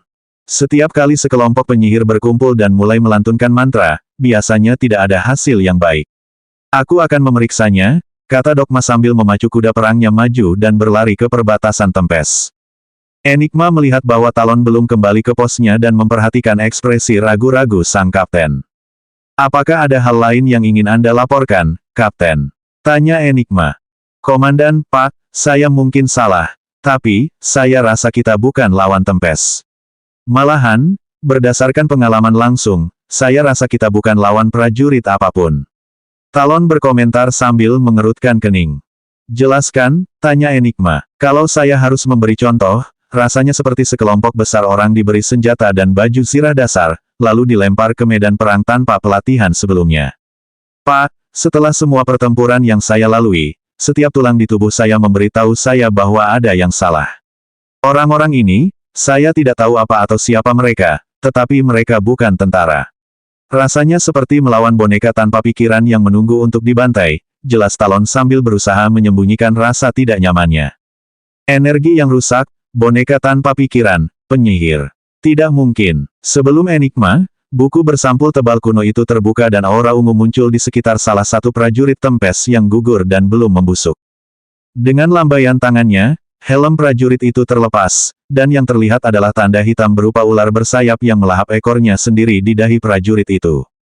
Ketika Enigma melihat tanda ini, meskipun orang tidak dapat melihatnya di balik jubahnya, ekspresi wajahnya menjadi gelap. Orang ini bukan prajurit, mereka telah dimantrai pengendali pikiran yang keji. Tapi, mantra pengikat pikiran yang lemah seperti ini hanya akan efektif melawan orang biasa. Kenapa Tempest sampai sejauh ini? Apa gunanya? Enigma merengut. Perang baru saja dimulai, namun, Tempest sudah menggunakan cara-cara yang begitu keji, seolah-olah mereka terpojok tanpa jalan keluar.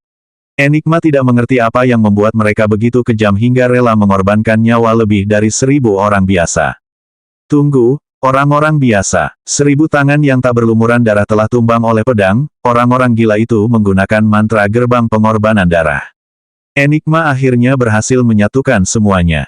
Tanpa ragu, ia melesat maju dengan kecepatan tinggi. Ia harus memperingatkan Dogma dan menghentikan mantra gerbang itu sebelum selesai.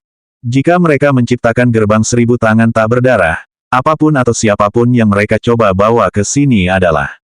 Tiba-tiba, sebuah ledakan yang memekakkan telinga menggema di seluruh medan perang.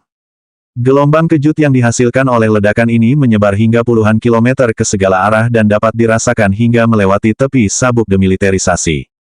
BOOOOOM. Wus. Enigma tiba di samping Dogma, yang baru saja berhasil menghancurkan penghalang yang melindungi para penyihir. Namun, ekspresi Enigma menunjukkan tanda-tanda buruk. Para penyihir yang disebutkan Talon tergeletak tak sadarkan diri di tanah.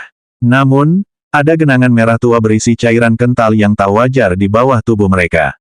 Ketika Enigma menyaksikan pemandangan ini, ia tahu bahwa ketakutan terburuknya telah menjadi kenyataan.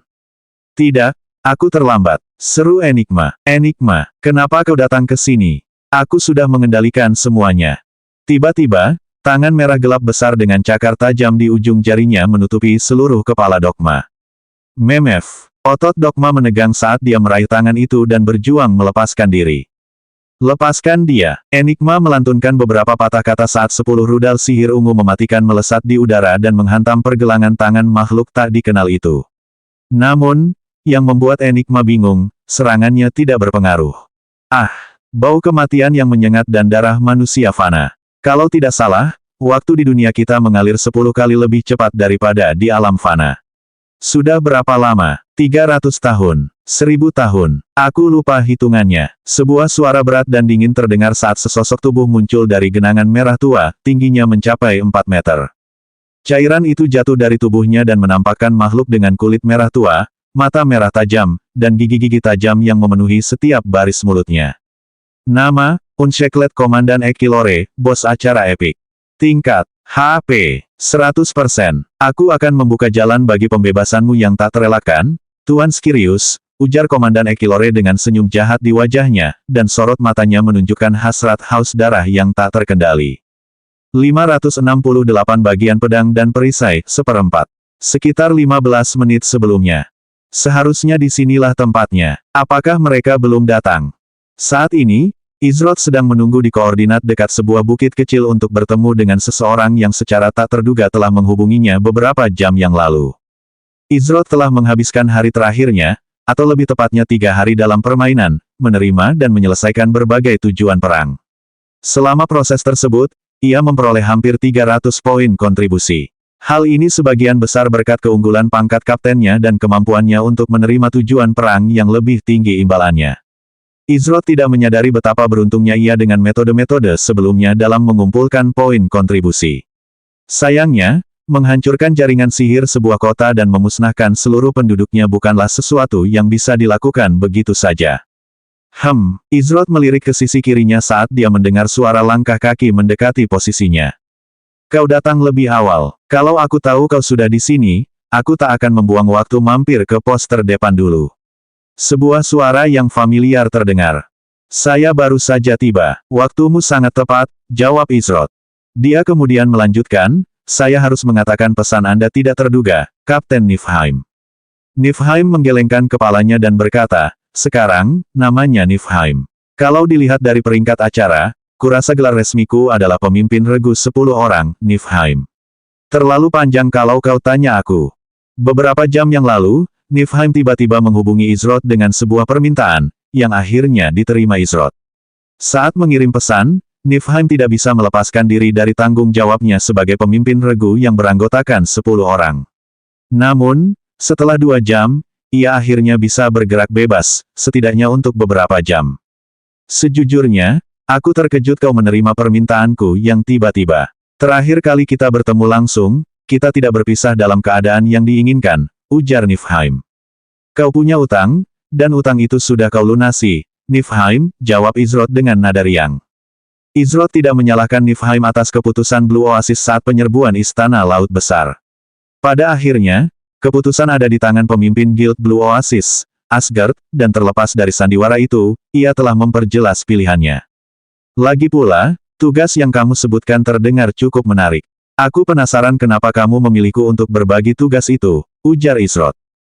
Niflheim mendesah, mereka yang kukenal dan memenuhi persyaratannya semuanya adalah bagian dari Blue Oasis, dan mereka yang bukan dari Blue Oasis terlalu sulit ditebak atau tidak bisa dipercaya sepenuhnya. Karena aku sudah memutuskan hubungan dengan guild lamaku, tentu saja aku tidak bisa meminta bantuan mereka. Di sisi lain, kau sudah lebih dari memenuhi persyaratan dan bisa dipercaya. Dia lalu melanjutkan, saya sudah memberikan gambaran kasarnya lewat chat. Tapi, tak ada yang lebih baik daripada melihatnya sendiri secara langsung. Ikuti saya. Niflheim memimpin jalan menuju sebuah gua lembab dan sempit di dekatnya, yang terletak di titik yang sulit ditemukan di kaki bukit kecil. Dari luar, gua itu sendiri tampak tidak begitu besar, namun, semakin jauh mereka masuk, semakin mereka menyadari betapa dalamnya gua ini di bawah tanah. Izroth mengikuti Niflheim, dan keduanya segera sampai di jalan buntu, setidaknya, di permukaan. Aku menemukan tempat ini secara tidak sengaja ketika pertama kali ditugaskan ke daerah perbukitan ini untuk diselidiki bersama pasukanku demi menyelesaikan misi perang. Karena aku satu-satunya anggota pasukanku yang tahu keberadaannya, aku memutuskan untuk tidak memasukkan informasi itu ke dalam laporanku. Lagi pula, tempat ini tidak ada hubungannya dengan kedua belah pihak, kata Niflheim sambil melepaskan senjata dan perisainya. Untuk bagian ini, kau harus melepas senjatamu. Niflheim melangkah maju, dan saat dia melakukannya, dia langsung menembus dinding. Ini salah satu titik hitam yang saya amati menggunakan energi vision sense saya ketika pertama kali mencapai sabuk demilitarisasi. Saya pikir semua itu ulah salah satu dari kedua belah pihak, tetapi ternyata area tersembunyi seperti ini juga merupakan penyebabnya. Menarik. Izroth melepaskan pedang badainya dan melangkah maju. Sama seperti Niflheim, ia juga menembus dinding gua, dan pemandangan di sekitarnya langsung berubah ketika ia tiba di sisi lain. Peringatan sistem, Anda telah menerima misi, tantangan Reseki dan Kiren, pedang dan perisai. Peringatan sistem, statistik Anda telah disesuaikan sementara. Peringatan sistem, generasi HP dan penggunaan inventaris telah dinonaktifkan sementara. Peringatan sistem, masa pendinginan semua skill Anda telah diperbarui.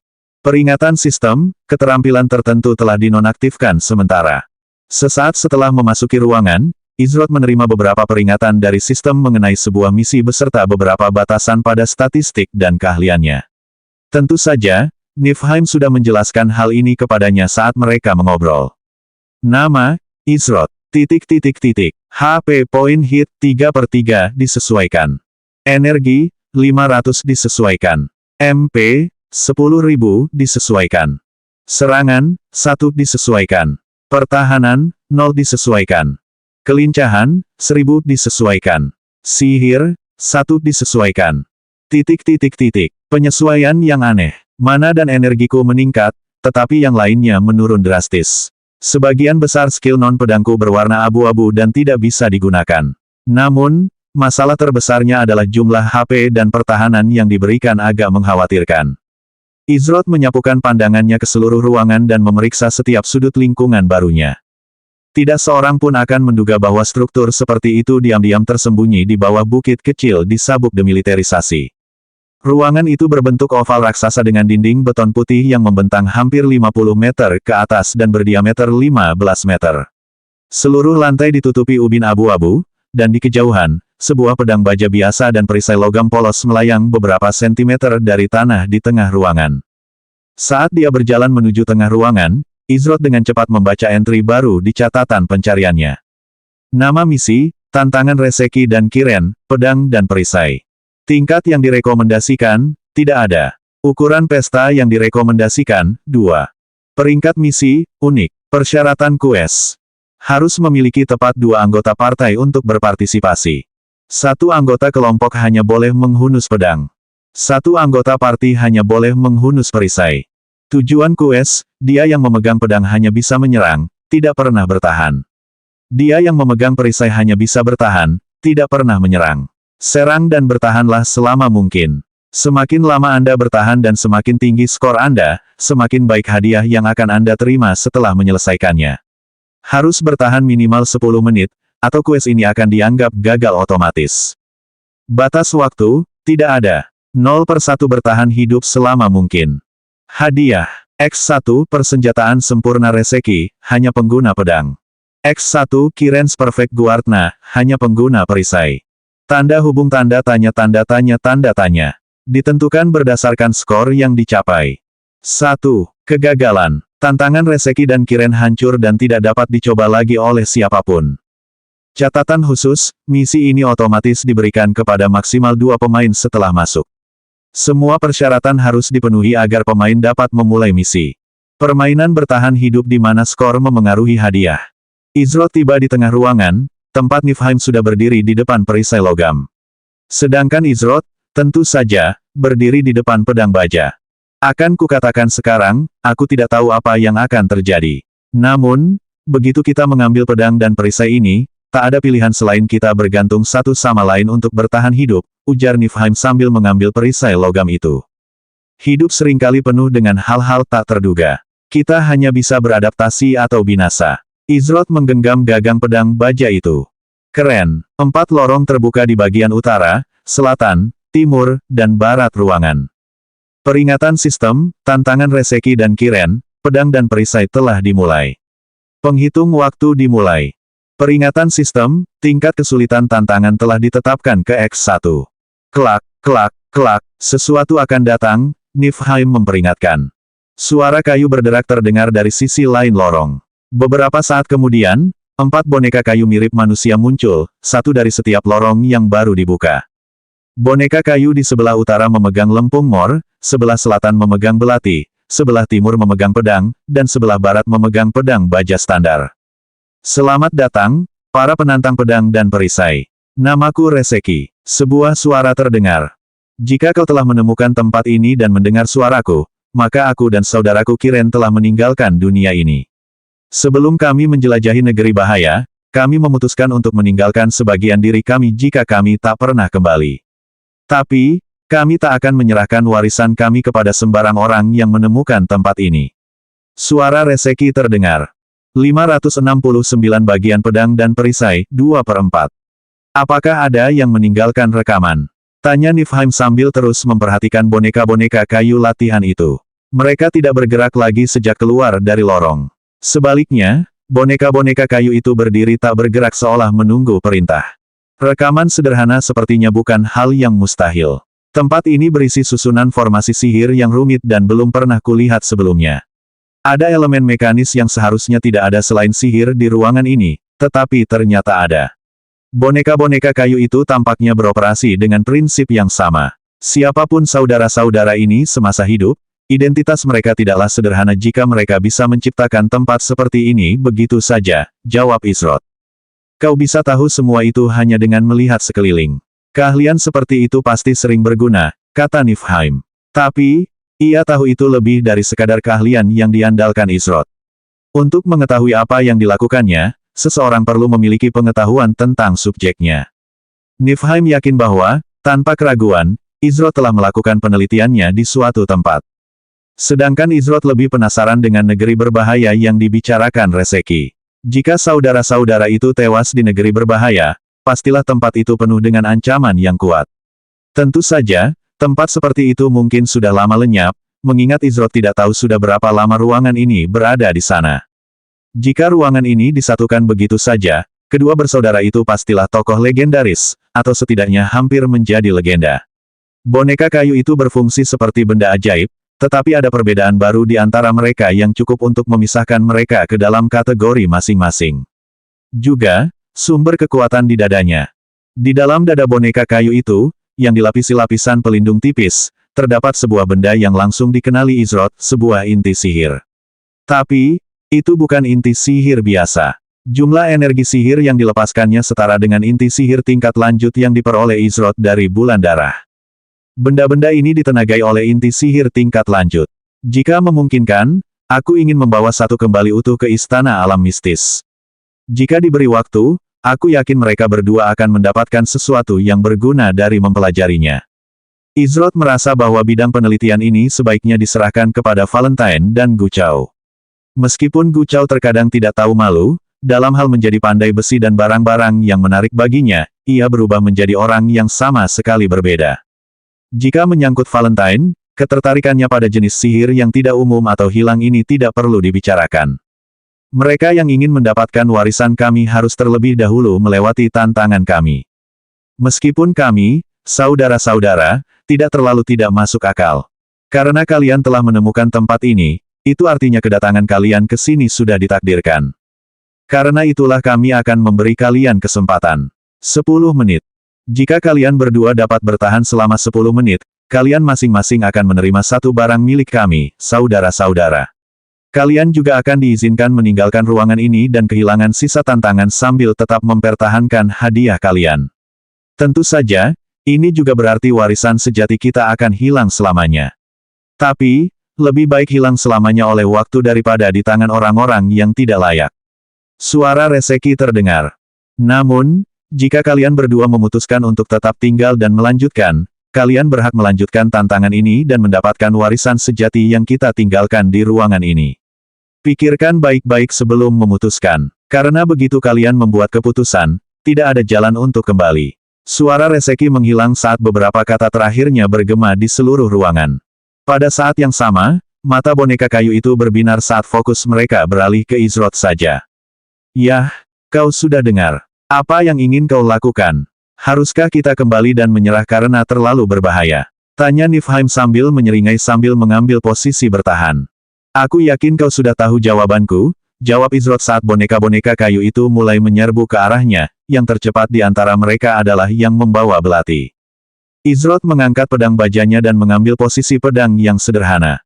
Wus! Boneka kayu belati itu mengayunkan senjatanya dengan presisi dan kecepatan tinggi ke arah Izrod. Tak ada keraguan atau keraguan di balik gerakannya saat menyerang. Namun, Izrod tetap bergeming menghadapi serangan itu. Bang! Tiba-tiba, sebuah perisai logam muncul di hadapan Izrod dan menangkis belati yang datang. Sudah kuduga kau akan berkata begitu, kata Niflheim saat ia berhasil menangkis pukulan itu. Setelah serangannya gagal, boneka kayu belati itu terhuyung sesaat. Melihat ini, Niflheim langsung merunduk, dan tepat saat ia merunduk, sebilah pedang baja menyerempet tepat di atas kepalanya. Desir, krur, Izrod dengan rapi mengiris boneka kayu itu menjadi dua bagian dari samping sementara pedang bajanya memotongnya dengan mudah. Kelak, kelak, cahaya di mata boneka kayu itu meredup saat boneka itu pecah menjadi beberapa bagian dan berubah menjadi tumpukan kayu di tanah. Peringatan sistem, Anda telah mengalahkan boneka pelatihan tahap 0. Peringatan sistem, skor Anda meningkat +1. Skor, 1. Jatuhnya lebih mudah dari yang kuduga. Memang tidak terlalu mengejutkan mengingat panggungnya. Tapi, aku tidak boleh lengah. Ada yang bilang makhluk-makhluk ini datang hanya untuk menyambut kita. Mengenai reaksi dan tindak lanjut Niflheim yang tepat waktu, hal itu tidak mengejutkan Izrod. Ia telah melihat langsung kemampuan Niflheim selama penyerbuan Great Sea Palace. Belum lagi, Niflheim diakui sebagai salah satu tank terbaik di RML, dan itu bukan tanpa alasan. Teknik, naluri bermain, dan penempatan posisinya yang sempurna semuanya berada di level terbaik di antara rekan-rekannya. Mari kita lihat seberapa baik kamu bertahan. Izrod mengubah posisi pedangnya ke bentuk pedang pertama yang lebih ofensif dan menendang dengan kaki belakangnya, melaju ke arah boneka latihan pedang terdekat. Boneka latihan pedang itu menusukkan pedangnya ke arah Izrod, yang mencondongkan tubuh ke samping dan menghindari serangan itu.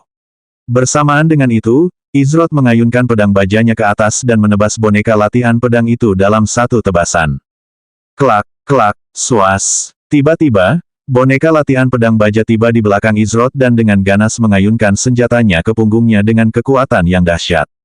Bang! Niflheim menangkis pedang baja itu dan dengan cepat menghentakkan kaki kanannya untuk melesat ke samping. Pada saat yang sama, Izrod berputar setengah lingkaran saat bilah pedang di tangannya memisahkan kepala boneka latihan pedang baja dari tubuhnya. Peringatan sistem, Anda telah mengalahkan boneka pelatihan tahap 0. Peringatan sistem, skor Anda meningkat +1. Skor, 3. Tidak buruk. Niflheim menyamai timing Izrod dengan sempurna. Setiap kali ia menangkis, ia akan langsung berpindah ke sudut yang berbeda agar Izrod bisa menyerang tanpa gangguan. Yang terakhir mendekati Izrod adalah boneka latihan Claymore. Kecepatannya paling lambat di antara boneka kayu, namun, Claymore di tangannya tampak memiliki kekuatan serangan tertinggi di antara keempat boneka latihan. Sayangnya, bagi boneka latihan Claymore, mobilitasnya sangat terbatas. Meskipun kelincahannya terbatas, Izrod dapat dengan mudah mengungguli boneka latihan Claymore dan menjatuhkannya dengan cepat. Peringatan sistem, Anda telah mengalahkan boneka pelatihan tahap 0. Peringatan sistem, skor Anda meningkat +1. Skor, 4. Peringatan sistem, semua musuh tahap 0 telah dieliminasi. Waktu, 0 menit 13 detik. Peringatan sistem, waktu tersisa hingga musuh tahap 1 muncul, 17 detik. Dengan asumsi sekelompok musuh tingkat tinggi muncul setiap 30 detik, kita mungkin harus menghadapi musuh tingkat 19 untuk mencapai batas 10 menit. Kesulitannya pasti akan meningkat seiring waktu. Namun, masalah utamanya adalah rekaman Reseki tidak pernah menyebutkan berapa poin atau berapa lama kita harus bertahan untuk menerima apa yang mereka tinggalkan di sini. Kita membutuhkan lebih banyak detail, tetapi firasatku mengatakan kita tidak akan mendapatkan mereka, komentar Niflheim. Firasatmu mungkin tidak salah, tapi, itu tidak masalah. Tujuan kita adalah bertahan hidup selama mungkin, dan aku berniat melakukannya, ujar Izrod. Sebenarnya, Izrod tidak tertarik pada warisan yang ditinggalkan Reseki dan Kiren, melainkan pada boneka-boneka pelatihan. Bahkan, ia berharap kesulitannya akan meningkat. Ini sempurna. Ruangan ini bukan hanya cocok untuk menyempurnakan jurus pedangku saat ini, tetapi jika aku bisa memanfaatkan kesempatan ini untuk mempelajari dua jurus terakhir, aku akhirnya bisa menyempurnakan jalan pedang surgawi. Hanya pada saat itulah aku bisa mengakses potensi penuh jurus pedangku. 570 bagian pedang dan perisai 3/4. 17 detik berlalu dengan cepat saat keempat lorong terbuka sekali lagi. Peringatan sistem, boneka pelatihan tahap 1 sedang muncul. Sama seperti sebelumnya, total 4 boneka latihan muncul. Senjata mereka tidak berubah, begitu pula penampilan mereka. Namun, gerakan boneka latihan tahap 1 sedikit lebih unggul daripada boneka latihan tahap 0 dalam hal pengalaman tempur. Namun, itu tidak cukup untuk memengaruhi hasil akhirnya. Izroth dan Niflheim dengan cepat menghabisi boneka-boneka latihan tahap 1. Kali ini, mereka bahkan lebih cepat, menghancurkan boneka-boneka kayu itu hanya dalam 11 detik, 2 detik lebih cepat dari pertempuran sebelumnya. Peringatan sistem, semua musuh tahap 1 telah dieliminasi. Waktu, 0 menit 41 detik. Peringatan sistem, waktu tersisa hingga musuh tahap 2 muncul, 19 detik. Singkatnya, setelah peringatan berbunyi dan detik-detik berlalu, musuh tahap 2 muncul dan langsung dikalahkan. Di tengah gelombang musuh ini, Izroth menemukan sesuatu yang penting. Misi itu sungguh tidak main-main ketika menyebutkan pedang itu hanya bisa menyerang, dan perisai itu hanya bisa bertahan. Izroth mencoba menangkis salah satu serangan boneka latihan, tetapi serangan itu menembus pedang bajanya seolah-olah tidak ada di sana. Meskipun wujud pedang kedelapannya, goyangan tanpa bentuk adalah salah satu kemampuan yang dinonaktifkan oleh ruangan itu, Izroth sudah menduga akan seperti ini. Namun, tidak bisa melakukan hal sesederhana menangkis serangan itu cukup merepotkan. Untungnya, mobilitas boneka pelatihan itu terbatas, jadi dia tidak kesulitan menghindari serangannya di detik terakhir. Izroth dan Niflheim dengan mudah melewati beberapa tahap awal musuh, dengan sedikit perubahan dalam waktu yang dibutuhkan untuk menghabisi mereka. Setiap tahap tampaknya hanya memunculkan total 4 boneka latihan dengan senjata yang sama. Baru setelah mereka mencapai musuh tahap 11, mereka mulai melihat perubahan nyata pada boneka pelatihan. Peringatan sistem, boneka pelatihan tahap 11 sedang muncul. Ketika boneka pelatihan tahap 11 melangkah keluar dari lorong, penampilan mereka telah mengalami transformasi. Boneka-boneka latihan itu kini tidak lagi terbuat dari bahan seperti kayu. Warnanya kini perak berkilau, dan tubuh mereka tampak terbuat dari paduan logam yang unik. Selain itu, boneka-boneka latihan baru ini memiliki bentuk yang lebih humanoid. Meskipun masih belum sepenuhnya menyerupai manusia, anggota tubuh mereka jauh lebih mirip manusia asli daripada boneka kayu. Sayang sekali skill tipe ejekan tidak berpengaruh terhadap boneka-boneka ini. Meskipun sepertinya situasinya akan menjadi menarik. Kurasa pesta penyambutan sudah berakhir, ujar Niflheim. Meskipun begitu, kau juga menyadarinya, kan? Niflheim berbicara dengan ekspresi penuh pertimbangan. Ya, meskipun lambat, makhluk-makhluk ini mempelajari gerakan kita dan mulai beradaptasi dengan keahlian kita, jawab Izroth. Inti sihir yang menggerakkan boneka latihan logam ini mengandung lebih banyak energi daripada inti sihir tingkat lanjut. Apakah mereka menerima energinya dari inti sihir tingkat tinggi? Inti sihir kelas tinggi berada satu tingkat di atas inti sihir tingkat lanjut. Namun, dalam hal keluaran energi, keduanya jauh dari setara. Jika Izroth harus menebak secara kasar, ia memperkirakan inti sihir kelas tinggi menghasilkan setidaknya 4 kali lebih banyak energi magis daripada inti sihir tingkat lanjut. Kalau dipikir-pikir, itu cukup untuk mengisi penuh Twin Lasting Epoch Sentinels milik Izroth dan masih punya banyak energi magis tersisa. Jika boneka latihan tahap 11 membutuhkan inti sihir kelas tinggi untuk beroperasi, apakah itu berarti tahap yang lebih tinggi akan memiliki boneka latihan yang menggunakan inti sihir luar biasa, atau bahkan inti sihir? Kini, ruangan ini semakin menarik perhatian Izroth. Jika ia bisa meninggalkan tempat ini dengan hati sihir yang utuh, manfaatnya akan sangat besar. Itu saja sudah membuat perjalanan ini berharga. Pertempuran tidak selalu tentang kekuatan melawan kekuatan. Ada beberapa musuh yang tidak akan bisa kau taklukkan hanya dengan kekuatan kasar. Lalu, bagaimana kau mengalahkan musuh-musuh ini? Teknikmu, lingkunganmu, dan yang lebih penting dari segalanya, pikiranmu. Kau harus belajar menggunakan ketiga komponen ini secara bersamaan dan untuk kentunganmu. Sebuah suara menggema di seluruh ruangan. Suara ini berbeda dari nada bicara Reseki yang terbuka dan keras kepala. Ada nada lembut di dalamnya, namun tetap tenang. Namaku Kiren, dan entah kau ingat atau lupa namaku ini, itu tidak penting. Tapi, apapun yang terjadi, semoga kau tidak pernah mengabaikan kata-kata yang kukatakan padamu hari ini, inilah satu-satunya nasihatku untukmu. Suara Kiren bergema sebelum menghilang. Saat kata terakhir itu keluar dari mulut Kiren, tanah di bawah kaki Izroth dan Niflheim bergetar, dan dalam sekejap mata, ruangan itu mengalami beberapa perubahan. Ada genangan-genangan kecil berisi cairan di tanah yang tersebar di berbagai bagian ruangan, bersama dengan rerumputan. Kemudian, sesuatu yang tak terduga terjadi pada boneka-boneka latihan berbahan logam itu. Saat Izroth menganalisisnya dengan indera penglihatan energinya, boneka latihan logam itu lenyap begitu saja. Oh, ada sesuatu yang melindungi energi sihir mereka. Karena boneka-boneka latihan itu tidak hidup, indera penglihatan energinya tidak dapat melihat hilangnya mereka. Lagi pula, ia sangat bergantung pada energi dalam tubuh seseorang agar berfungsi dengan baik. Karena tidak memiliki energi atau kekuatan hidup untuk dirasakan, Izroth beralih ke indera persepsi alaminya untuk menemukan boneka-boneka latihan logam itu. Keterampilan siluman. Perisai logam di tangan Niflheim memancarkan cahaya terang. Perisai asimilasi, cahaya cemerlang. Ungkapkan semua yang tersembunyi di hadapanku. Perisai logam itu berubah bentuk menjadi perisai emas dan ungu. Cahaya terang itu segera surut ke dalam perisai Niflheim. Bersamaan dengan itu, 4 sosok humanoid yang bergerak menuju Izroth pun terlihat.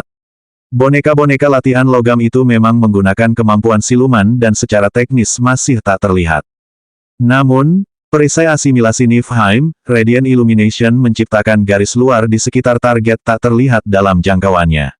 Semakin tinggi peringkat skill siluman, semakin tipis garis luar yang terbentuk, dan saat ini, garis luar tersebut sangat sulit dikenali. Efek perisai ini tidak akan bertahan lama. Semoga setiap tahap selanjutnya tidak melibatkan boneka pelatihan siluman. Masa pendinginan perisai ini tidak lama, tetapi tentu saja tidak cukup singkat untuk tersedia bagi setiap kelompok boneka pelatihan baru yang muncul, jelas Niflheim. Ada lebih dari satu cara untuk menghadapi musuh yang tak terlihat. Lingkungan telah dimodifikasi dengan detail-detail yang umum ditemukan karena suatu alasan. Setelah kau memahami hal itu, semuanya tinggal eksekusi, jelas Izroth sambil menurunkan pedang bajanya ke samping. Niflheim diam-diam mendengarkan kata-kata Izroth sambil mengamati salah satu boneka logam latihan. Namun, alih-alih mengamati dengan mata, ia mengamati dengan telinganya. Saat berkonsentrasi pada elemen suara, Niflheim mendengar langkah kaki ringan memercik di genangan air dan bergeser di rerumputan. Kemudian, ketika ia mengamati area itu dengan tatapannya, Niflheim melihat fluktuasi kecil di genangan air akibat terinjak, serta jejak yang tertinggal di permukaan rerumputan. Memang, seseorang tidak selalu perlu melihat sesuatu untuk tahu itu ada, gumam Niflheim pada dirinya sendiri saat ia tiba-tiba menyadari sesuatu. Dia memahaminya lebih cepat dari yang saya duga. Izroth menemukan bahwa sebagian besar pemain di RML, termasuk mereka yang berada di guild teratas, memiliki sifat yang sama, mereka terlalu bergantung pada keterampilan atau efek item. Bukan berarti menggunakan skill atau item itu buruk, lagi pula, tidak melakukannya sama sekali akan dianggap bodoh dan tidak masuk akal. Namun, ada beberapa hal yang tidak memerlukan metode seberat itu. Tentu saja, meski tampak sederhana, pada kenyataannya, tidak mudah bagi seseorang untuk menggunakan seluruh inderanya setiap saat. Namun, jika seseorang dapat belajar untuk secara teratur menggunakan semua inderanya secara bersamaan, kekuatan tempurnya secara keseluruhan akan tumbuh secara eksponensial. Saat boneka-boneka latihan logam semakin dekat ke lokasi mereka, ujung pedang baja Izroth menyentuh tanah. Pada saat yang sama, sebuah lingkaran sempurna terbentuk di tanah di sekitar Izroth, dan efek riak muncul di beberapa genangan air di dekatnya. Namun, riak-riak ini bukan disebabkan oleh boneka-boneka latihan. Riak-riak itu segera berhenti tiba-tiba, dan lingkaran di bumi menghilang seolah tidak terjadi apa-apa. Hal ini menyebabkan Izroth mengerutkan kening dalam hati. Masih belum bagus. Selanjutnya bab 571 bagian pedang dan perisai 4/4.